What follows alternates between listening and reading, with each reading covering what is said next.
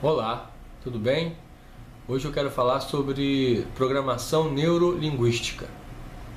Para quem não conhece, é um termo um pouco rebuscado, né? Até assusta um pouquinho. Mas na verdade é algo muito simples. A programação neurolinguística é um estudo sobre o funcionamento da mente humana. Essa é a definição mais simples que eu encontrei, mas eu acho que ela surte um efeito muito interessante. Quando a gente pensa em mente, algumas palavras se associam com certa facilidade. Uma delas é pensamento. A outra, até por uma consequência natural, emoções. Então, quando eu falo de mente, eu estou falando de pensamentos e emoções. Daí que a definição mais simples e também bastante abrangente, ela surte um bom efeito. Um bom efeito na compreensão do assunto, né?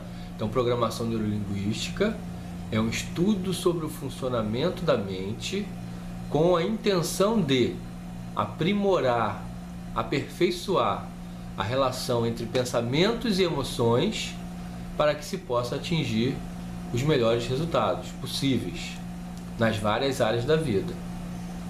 Então, esse é o alicerce, é o primeiro entendimento para quem quer se aproximar dessa ciência ou para quem quer ver um outro enfoque, um outro ângulo. Existem muitas maneiras de falar da PNL, né? Poderia dar aqui alguns exemplos para clarear esse entendimento. A princípio eu escolhi falar sobre os fundamentos, sobre os pressupostos da PNL. Aliás, dentro do jargão dos praticantes da PNL, o termo é esse mesmo, são pressupostos. O que é uma pressuposição? Eu parto do princípio que aquele pensamento, que aquele assunto, que aquela ideia está correta, que ela existe de fato. Isso é uma pressuposição. Em relação aos pressupostos da PNL, é como se fossem princípios norteadores. Se eu pego qualquer conhecimento humano e eu vou estabelecer as bases desse conhecimento humano, essas bases a gente pode chamar de alicerces ou pilares fundamentais de tal conhecimento ou de tal conhecimento. Então a neurolinguística, programação neurolinguística, também tem os seus pilares fundamentais, tem os seus alicerces, as suas bases, que são justamente os pressupostos. Porque a partir desse entendimento que vão se desdobrar todos os sistemas, todos os modelos da PNL, inclusive as vivências que surgem a partir desse entendimento principal, elas também sempre fazem um link, uma menção a esses pressupostos. Então, nada mais básico, nada mais fundamental do que começar a falar de PNL falando dos pressupostos. Então, existem alguns clássicos. O mapa não é território, não existe fracasso, tudo é feedback. Todas as pessoas têm recursos para fazer as mudanças que necessitam. Tudo é sistêmico. Aquilo que você foca aumenta. Então, de uma forma assim bem espontânea, eu falei 5 frases, 5 pressupostos. A princípio são frases soltas, mas a ideia é pegar uma de cada vez e destrinchar um pouco. Eu não quero que esse vídeo seja longo, então eu devo pegar uma ou no máximo 2 dessas frases, desses pilares, e fazer um apanhado geral, com o intuito de ser útil para quem deseja conhecer um pouquinho mais desse assunto. Então, o primeiro pilar não poderia ser diferente. Vou começar pelo núcleo, pelo eixo. O mapa não é o território. O que é um mapa? O mapa é uma representação gráfica de um determinado lugar, né? De um território.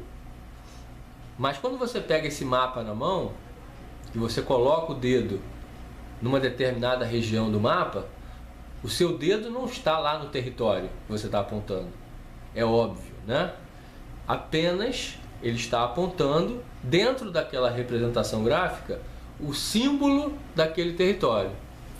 Sim, o que isso quer dizer em termos de funcionamento da mente, pensamentos e emoções. É muito simples o paralelo. Quando você absorve o mundo à sua volta, através das suas mais variadas experiências ao longo da vida, você forma crenças, você forma valores, você aprende a ver o mundo através de um olhar muito particular. Se você tivesse sido criado em outra família, em outra cultura, muito provavelmente você teria um outro olhar para o mundo, um outro olhar para as pessoas, para as situações. Então o mapa não é território significa tão somente que aquilo que você vê, aquilo que você acredita em termos de realidade, é apenas uma representação simbólica. Da mesma forma que o mapa. Não é a realidade em si, não é o território. Exemplo, se a gente pega uma situação, um acidente de trânsito, e você chega perto das pessoas que estavam lá no momento desse acidente, e você vai fazer uma entrevista com essas pessoas, rapidamente você vai descobrir que essas pessoas têm pontos de vista diferentes. Elas sentiram emocionalmente aquela experiência também de forma diferente. A interpretação de um modo geral do que significou aquela situação vai ser individual. Por quê? Porque cada um tem um olhar, cada um olha para a realidade a partir dos filtros. É como se fossem lentes. E essas lentes, digo mais uma vez, é aquilo que a pessoa acredita, é aquilo que a pessoa valoriza, é como ela se percebe no mundo. Então, se você é uma pessoa que foi criado com muita disciplina, com muito rigor, e por conta disso você valoriza a disciplina, quando você entra em contato com pessoas e situações que são desorganizadas, que não seguem uma ordem ou que são indisciplinadas, você vai ter um olhar perante essa situação. Inclusive, provavelmente você vai tecer alguns julgamentos. Agora, se é uma pessoa que não foi criada dentro dessa ótica, dentro desse modelo, talvez ela tenha uma visão mais flexível a respeito, dentro desse exemplo que eu citei. Quem é que está certo? Quem é que está errado? Esse seria um grande dilema sem solução.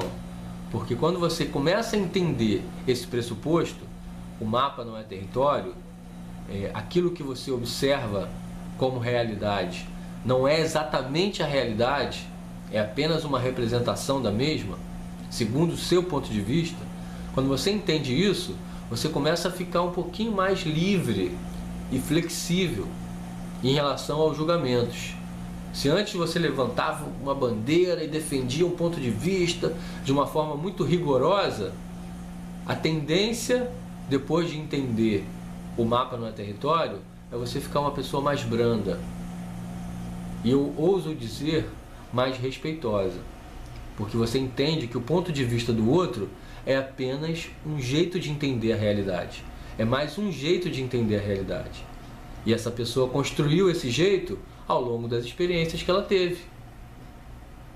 Então, as diferenças nos relacionamentos, por exemplo, 90%, acho que para não chegar nessa questão do 100%, 95% elas são por conta de diferenças de ponto de vista. O marido olha de um jeito, a esposa olha de outro jeito. E tem, de repente, opiniões bem diferentes sobre um assunto importante. Criação dos filhos, por exemplo. Ou então a relação com o dinheiro. E ter esses pontos de vista diferentes, se não for bem administrado, se você não entender que o seu ponto de vista não é o rigidamente correto, você vai entrar em conflito. Você vai lutar para defender o seu ponto de vista. Não é que você não possa ter uma opinião formada a respeito de algo, contando que você saiba que ela é apenas uma opinião, ela é apenas um ponto de vista. Eu sei que tem assuntos um pouquinho polêmicos, eu não vou entrar nisso agora, mas em termos gerais, é isso que eu estou me empenhando para esclarecer. O mapa não é território, o mapa é uma representação de um território que está em algum lugar, não acessível quando você está só com o mapa na mão. A sua ideia da realidade não é a realidade em si, é apenas uma visão. E essa visão foi filtrada pelas lentes.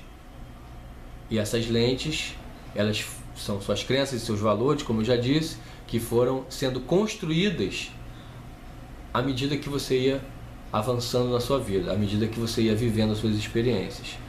Quando você não só entende isso intelectualmente, mas quando você absorve esse conhecimento, a tendência é que você seja uma pessoa muito mais capacitada para se relacionar com o outro. Se mais pessoas entendessem esse assunto de verdade, nós teríamos menos conflitos, teríamos menos disputas de poder e teríamos menos guerras. Porque as guerras se fazem por conta do conflito de egos, né? O ego tem um ponto de vista, o outro ego tem um ponto de vista, e isso não se coaduna, então temos que brigar para disputar alguma coisa. Parece que eu estou falando de uma utopia, né? Como que um conhecimento pode fazer com que as pessoas entrem menos em conflito ou façam menos guerra?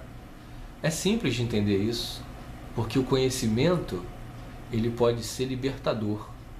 Já diria lá o grande mestre: conhecereis a verdade e a verdade vos libertará. Então, quando você conhece a verdade sobre um determinado assunto, e aí tem um paradoxo bem interessante, você transita muito melhor sobre aquele assunto. Você ganha ferramentas que uma pessoa que não conhece não tem. Aonde está o paradoxo? Aonde está a pegadinha disso que eu falei agora? Conhecereis a verdade e a verdade vos libertará. Mas se eu estou falando o tempo todo que é tudo uma questão de ponto de vista, que não existe um certo rígido e um errado rígido também, pois bem, é isso mesmo. O que eu estou chamando de verdade, dentro desse conhecimento, o mapa não é território, é justamente esse trecho da verdade, que não existe uma verdade absoluta. A verdade é que não existe uma verdade absoluta. Por isso tem um paradoxo, tá vendo? Tem que pensar um pouco, tem que refletir. Eu sei que não é tão rápido assim que você absorve o conceito, mas a partir da reflexão a gente vai entendendo. E à medida que você vai observando a vida à sua volta, o conhecimento vai se encaixando. Se tudo é uma questão de ponto de vista, é uma questão de referencial, é mais fácil eu respeitar o referencial do outro. É mais fácil eu desenvolver uma atitude curiosa para entender a forma que o outro está pensando, a forma que o outro está entendendo, e buscar me aproximar disso. Não para eu mudar a minha forma de entender, quem sabe também, né, é possível, mas para facilitar esse movimento de se relacionar, que tem tudo a ver com viver. Bem, eu comecei falando de neurolinguística, acabei trazendo um pouquinho da ideia dos relacionamentos, que é uma coisa que eu praticamente não consigo me afastar, porque eu gosto muito desse tema. Relacionamentos fazem parte da nossa vida, não só marido e mulher, relacionamento de casais, mas relacionamentos nos mais variados âmbitos, e vou ficar apenas nesse primeiro pressuposto. O mapa não é o território. Espero que tenha sido útil para quem está querendo entender um pouquinho mais, e nos outros vídeos eu vou trazer os outros pressupostos, para que a gente forme um mapa completo desse conhecimento, dentro do possível. Então, muito obrigado pela atenção mais uma vez e Namastê!